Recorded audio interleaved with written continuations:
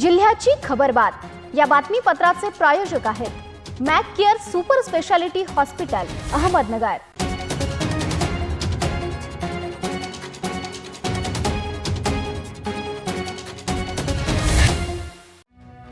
नमस्कार, मी प्रिया। आपण पाहताय न्यूज 24 सह्याद्री घेऊयात अहमदनगर जिल्ह्यातील महत्त्वपूर्ण बातम्यांचा आढावा। जिल्ह्याची खबरबात या बातमीपत्रात।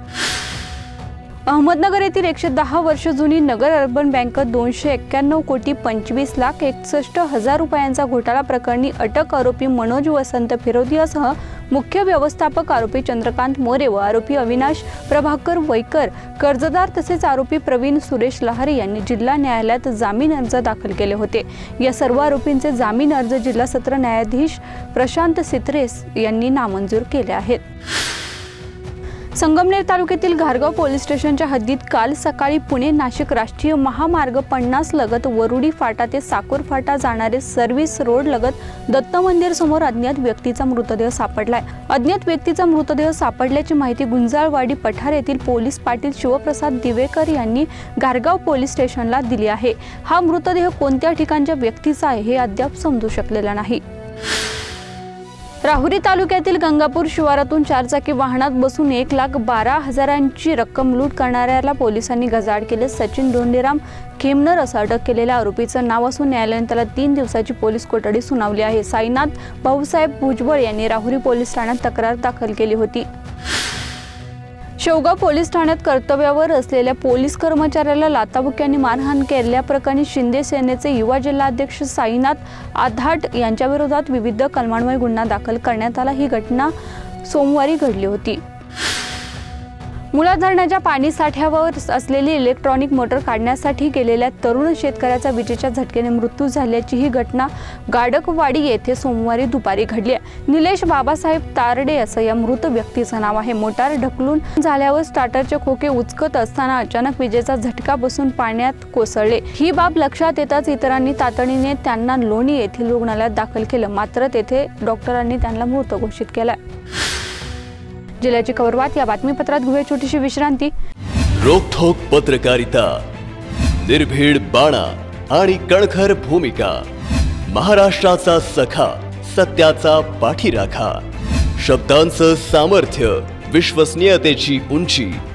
न्यूज 24 सह्याद्री। विश्रांतीनंतर तुमचं पुन्हा एकदा स्वागत। पाहूयात पुढील बातम्या। लोकसभा निवडणुकीच्या पार्श्वभूमीवर भारतीय जनता पक्षाचे संकल्प पत्र ही पंतप्रधान नरेंद्र मोदी यांची गॅरंटी आहे। जनतेच्या सूचनांमधून तयार झालेला जाहीरनामा देशाच्या व प्रगतीसाठी आणि सामान्य माणसाच्या हितासाठी केलेला संकल्पच असल्याचे प्रतिपादन महसूल तथा पालकमंत्री राधाकृष्ण विखे पाटील यांनी केले। बूथ सक्षमीकरण अभियानाच्या निमित्ताने तालुक्यातील मनोली, रहिमनपूर, कोल्हेवाडी आणि जारवे येथे आयोजित केलेल्या पक्ष पदाधिकारी आणि कार्यकर्त्यांच्या बैठकीत मंत्री विखे पाटील यांनी भारतीय जनता पक्षाच्या संकल्प पत्राचे स्वागत करून निवडणुकीच्या पार्श्वभूमीवर प्रकाशित झालेल्या संकल्प पत्रामध्ये सामान्य माणसाच्या कल्याणासाठी योजनेची हमी प्रधानमंत्र्यांनी दिली असल्याचं सांगितलंय। शिर्डी श्री रामनवमी उत्सवानिमित्त उत्सवाच्या प्रथम दिवशी श्रीची प्रतिमा, पोथी व विणाची मिरवणूक काढण्यात आली। यावेळी जिल्हाधिकारी सिद्धाराम सालीमठ यांनी पोथी, संस्थांचे मुख्य कार्यकारी अधिकारी गोरक्ष गाडीलकर यांनी विणा घेऊन तर उपमुख्य कार्यकारी अधिकारी तुकाराम हुलवळे यांनी प्रशासकीय अधिकारी विठ्ठलराव बर्गे यांनी प्रतिमा घेऊन सहभाग घेतला। शिर्डी ग्रामस्थ व साई भक्त मोठ्या संख्येने उपस्थित होते। मंदिर व परिसरात फुलांची आकर्षक सजावट करण्यात आली आहे। रस्त्यात वाद घालू नका, बाजूला जा असे सांगण्याच्या रागातून पैलवानाच्या डोक्यात सत्तूर मारून जखमी केलं होतं। तसेच भांडणे सोडवण्यासाठी गेलेले लोणी व्यंकनाथचे उपसरपंच हनुमंत मगर यांचाही शर्ट फाडण्यात आला होता। ही घटना लोणी व्यंकनाथ शिवारात नगरदौंड रस्त्यावर रेल्वे गेट नंबर 12 पुलाजवळ रविवारी रात्री 9:30च्या सुमारास घडली। चौघांना पोलिसांनी अटक केली। अण्णा गायकवाड यांच्या फिर्यादीवरून सलीम जाहीर पिंजारी, राधेश्याम कदम दोघे, सत्यम शशिकांत रावत आणि अमृता अविनाश राणे या 4 जणांवर श्रीगोंदा पोलीस ठाण्यात गुन्हा दाखल करण्यात आलाय। नगर जिल्ह्यात लोकसभा निवडणुकीची रणधुमाळी सुरू झाली असून नगर दक्षिण व शिर्डी लोकसभा मतदारसंघात उमेदवारांची नवी नावे जाहीर झाली आहेत। उमेदवारांच्या प्रचारासाठी स्थानिक लोकप्रतिनिधींनी देखील कंबर कसली असून ठिकठिकाणी सभा घेत जोरदार प्रचार सुरू आहे. मात्र हे सगळे सुरू असताना आमदार सत्यजित तांबे हे लोकसभा निवडणुकीपासून अद्याप दूर असल्याचं चित्र आहे. सत्यजित तांबे म्हणाले की अहमदनगर जिल्ह्यातील लोकसभा निवडणूक ही तिसऱ्या टप्प्यात असून याला अद्याप वेळ आहे. उत्तर महाराष्ट्रामध्ये 8 मतदारसंघ असून नगर लोकसभेला अद्याप वेळ आहे. मी माझी भूमिका योग्य वेळी मांडेल. महाराष्ट्रातील प्रत्येक मतदारसंघामध्ये वेगवेगळी परिस्थिती आहे. महाराष्ट्रामध्ये मला मांडणारा एक मोठा युवक वर्ग आहे. त्यामुळे प्रत्येक ठिकाणी मतदार निहाय कशी भूमिका घ्यायची याबाबत मी योग्य वेळ आली की माझी भूमिका स्पष्ट करेल, असं यावेळी बोलताना त्यांनी स्पष्ट केलं.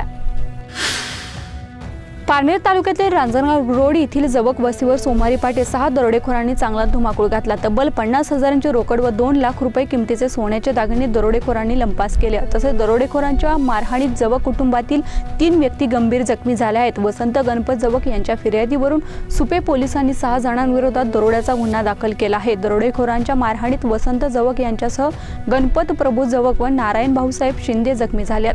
जवक यांनी फिर्यादीत म्हटलं आहे की सोमवारी मध्यरात्री 12 ते 1 वाजेच्या दरम्यान जवक यांच्या घराचा कडी कोंडा तोडून 6 जणांनी आत प्रवेश केला. जवक व शिंदे यांनी दरोडेखोरांना प्रतिकार करण्याचा प्रयत्न केला असता त्यांनी या तिघांना लाकडी दांडके कोयत्याने जबर मारहाण केली. जिल्ह्याची खबरबात या बातमीपत्रात इथेच थांबते. मात्र तुम्ही पाहत राहा न्यूज 24 सह्याद्री. जिल्ह्याची खबरबात या बातमीपत्राचे प्रायोजक होते Mac Care super speciality hospital Ahmednagar. शब्दांचं सामर्थ्य, विश्वसनीयतेची उंची. न्यूज 24 सह्याद्री.